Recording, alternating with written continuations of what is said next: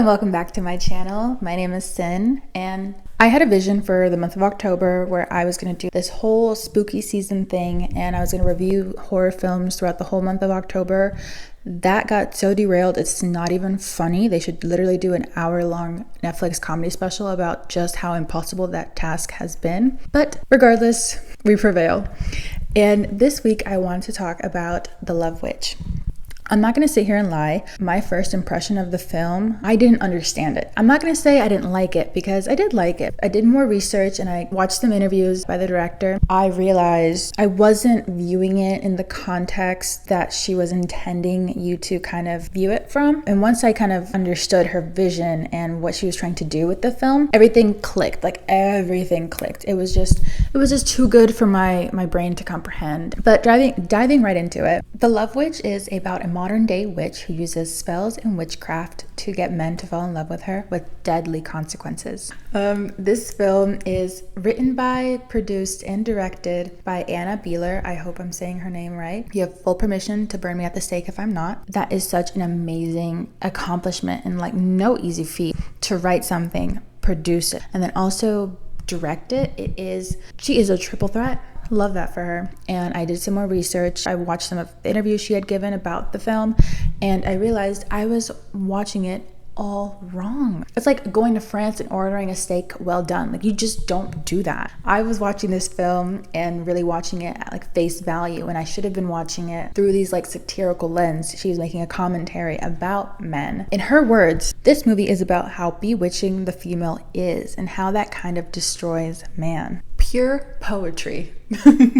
We open with Elaine driving to her mentor's apartment, and it's heavily implied that she has something to do with the death of her ex-husband.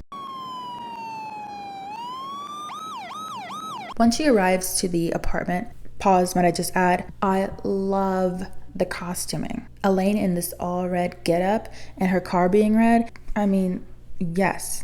That's something I really loved from the beginning. Yeah, so they arrive at the apartment. After Elaine kind of gets settled in, Trish takes her out to tea. This tea scene was, we got like a little sneak peek of just how intricate the attention to detail that this whole film and specifically the costuming plays in this film. We really get a really nice view of it in this tea party scene. But something about this tea scene was so overtly girly and chic and well put together in a way that like scratched this really specific part of my brain that I feel like only women can really do. Ugh, I just love that. Anyways, so over tea they talk about love and what that means to them and their love lives and kind of like their journey with love. Who's Jerry?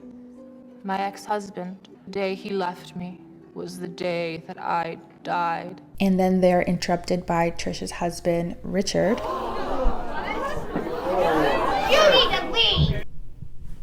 And then the next day, Elaine goes to the shop and she sells some of her like witchcraft stuff, and she goes to have lunch nearby park, and that's where she meets Wayne, who she bewitches, and he takes her up to his cabin in the woods because she offers to cook for him. And let me just say this: cooking for a man you just met is a no in my book personally, but everyone is different, and Elaine really wants a husband. So sometimes a girl's gotta do what a girl's gotta do. And this is the first time when I really noticed the dialogue. It didn't really throw me off in the earlier scenes, but this conversation with Wayne just made it abundantly clear. And it was a stylistic choice, and I didn't understand that at the time but when I first watched it, I was like, too many pauses. This is so unnatural. But that's like the whole point.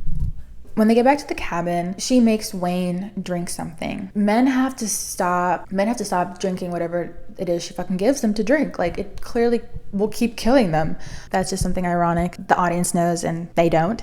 So we watch this man drink this, and he has like hallucinations as she gets like undressed and dances for him after dinner. And I love the cinematography here, the lighting and her choice of using this sort of kaleidoscope-esque detail to really push forward the narrative that he's hallucinating and he's not really like watching what's happening right in front of him. He eventually gets too emotional for Elaine, and she is turned off, as anyone really would be. I don't think she has a right to, because they matched each other's freak. She told him, first date, I'm gonna cook for you. So it's only normal, plus she gave him some like hallucinogens, It's only normal for him to like start crying. I have not met a man who hasn't taken psychedelics and not randomly discovered emotions. That's just how those two things end up happening, like cause and effect, people. But then we get this like TikTok audio, which I didn't know this is where it was from. What a pussy.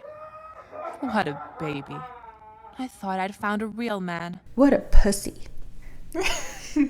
And eventually, you know, he dies and she buries him in his own backyard. And I'm not gonna lie, her reaction to his death is actually really funny to me, because you gave this guy something you didn't know he could handle, and then he dies and you're shocked? Don't be shocked. You're shocked? But I find that the disembodied voice, I think it acts as like her thoughts, like the voiceovers, whatever, the narration acts as like her inner thoughts. I find that disembodied voice to be so funny. I'm personally very glad that your innermost thoughts are private and no one can really get inside your head. God knows what goes on in my head. Hey Mafia, after what we've been through, I'd like to see you try. That ass perfect, baby. But her inner thoughts, I find to be hilarious.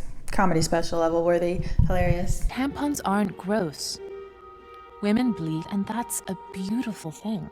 She is a force to be reckoned with, because she scooped up this man, cooked for him twice, and killed him all within the span of 24 hours. Those are LeBron level plays, you know what I'm saying?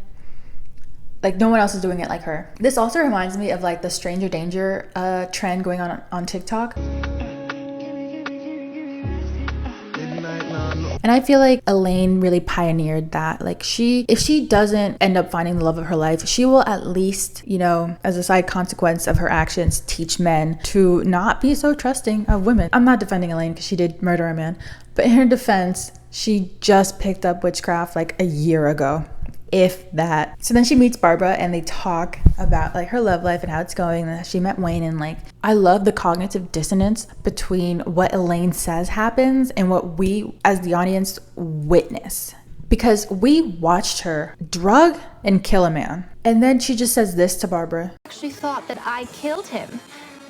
Can you believe it? Anyway.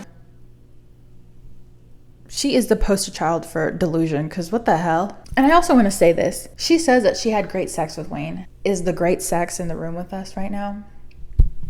I personally, based on my experience with intercourse, wouldn't categorize it right there, but to each their own. And to some people, that just having sex, even as bland, mediocre, uneventful as that was, I guess to them is great sex. Okay.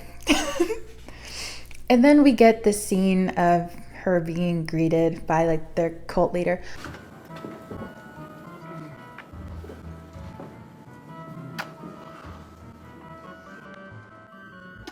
I say cult leader, but I think he's actually like the leader of their coven. If a guy I know ever greets me this way, who is not my husband, who she clearly doesn't like, kissing up on my stomach and stuff, oh, he's getting kicked in the balls into fucking next year. Are you fucking kidding me?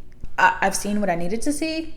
No. To me at the time, it felt like, of course, the guy that looks like this would say that about a woman's power. But that's the whole point. She's making fun of that guy who thinks all of a woman's power lies in their sexuality. Duh. And the reason I say like it felt really like cult-like, because I watched American Horror Story, Coven. None of those women had sex with those other women. But the second a guy is in a leadership position of a coven, you have to have sex with him to be a part of the group. Is that right? Because of course he says that their power lies in having sex, and then makes them have sex with him. Are you following me? Are you following me? Please let me know in the comments if like you're understanding what I'm saying, because maybe I'm not explaining myself correctly. Moving right along, because I could stay on this topic forever and I don't want to. Since Wayne is a professor, eventually people would have noticed that he's missing. I know she only put Shelly in there to be the person to raise suspicion of like his disappearance or whatever. So she served her storytelling purpose, and I don't think we ever see her again. So Trish goes out of town. I didn't pick up on this, but Elaine has the hots for Richard, and so she invites him over to have dinner or something. How long have you and Trish been married? 10 years this September. It's really amazing. And she pulls the classic, the tried and true homewrecker monologue. She doesn't understand you. I understand you perfectly. Bitch. I feel like if you want to get into a married man's pants, you don't gotta shit on the wife. You know what I'm saying? Why do you gotta put the wife down? Where is the girl supporting girls? Where is that? And you know, she does her little bewitching dance, which I want. Much like the great sex she claims to have had, this dance is very bewitching. And you know what, please, I can't show a lot of this stuff. Let me know if I'm just a certified hater. Is she dancing good? Is this bewitching? Is this sexy? Does this turn you on? It doesn't turn me on, but maybe that's the point. Maybe it's going over my head. I'm just a dumbass. She eventually breaks it off with Richard because, he also gets too emotional, and she chalks it up to him being a Pisces. The police are following leads, and it leads them to Elaine. Seen him before? No. That's me. That's me with my exes. You know what? I don't even have exes. I've never seen that man. Sorry to this man. Me, he could be walking down the street. I wouldn't know a thing. Sorry to this man. But, you know, Elaine is bewitching and whatever. And they go horseback riding the next day. Them actually horseback riding is so cute. Me and who? They stumble upon a midsummer festival. It's being put on by the coven that she's a part of. And so they suggest doing a mock wedding. And so they get all dressed up, have the ceremony, and they get married. And I just want to say, that's all cute and all. Their inner dialogue breaks me. In her head, they're in love. Her spells have worked. Mind you, this is the only man who has not drank anything she's given him and hasn't gotten emotional yet. In her head, he really just loves her because she's just so bewitching, and her 1 year of training has, garnered results, and she finally found someone that loves her. His head? The more you get to know a woman, the less you can feel about her. At first, she's this incredible object of mystery who fulfills all your wildest fantasies. Then she starts to reveal little flaws. And after a while, it just gets pretty hard to care. I want to say this straight to camera. If I ever marry a man and he lets it be known that he doesn't love me and he's only marrying me to reproduce, but he thinks that being in love and shit is for the weak and that he doesn't really love me and he just got married because it's the thing to do, please treat me like a horse, like a limp leg, and just take me out back and put me out of my fucking misery. And what makes this worse is this is a film, this is a commentary, whatever. There are actual men on this earth that believe that. Moving right along, Trish discovers Richard in the bathtub because Richard has taken the express lane into heaven, is the politest way I'm going to say that, because his affair with Elaine ended, but she doesn't know it was Elaine. So she goes out to dinner with Elaine and basically pours her heart out that, she knew her husband was cheating and she found him unalived. And all Elaine can say, she doesn't even acknowledge Trish's pain. I'm in love. Who is he? He's a detective, and he's everything a woman could ever want. I know they're not best friends or whatever, but girl code, common sense, human code. Elaine is on her own fucking wavelength and doing her own fucking thing because she dips. She's like, I gotta go, not taking back her ring. And so Trish goes to her apartment to return it to her, and she looks around her apartment and don't know what compels Trish to put on her clothes. It's giving very much Chainsaw Massacre. I'm not a really big horror movie person, so I don't know all the lore and all the famous films or whatever, but it's giving creepy vibes. She puts on pieces of jewelry and makeup and then ultimately the wig to look like Elaine.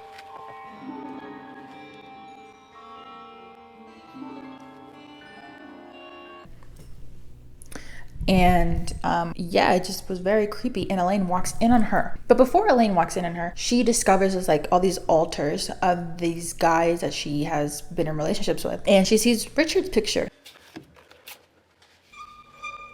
That's a different level of disrespect. It's it would be a joint funeral at that point. So Elaine walks in on her, they get into a fight. And this is just so funny for me to watch.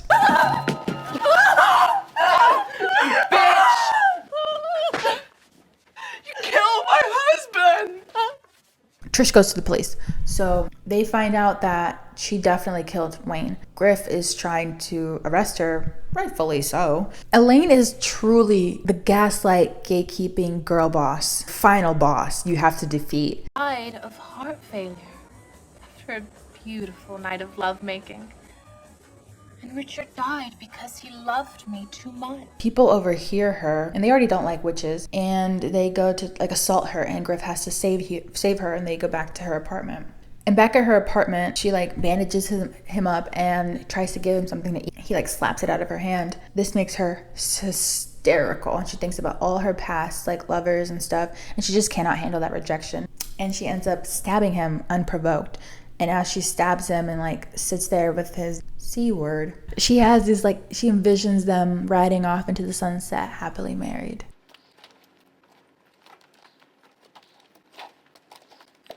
And that is The Love Witch. That's a crazy film. I want everyone to witness and experience this film for themselves. Please, please, please, please go watch it. And also watch the interviews, because Anna divulges into things on a much deeper level than I ever could. It just does the film so much of a service. So definitely go check it out.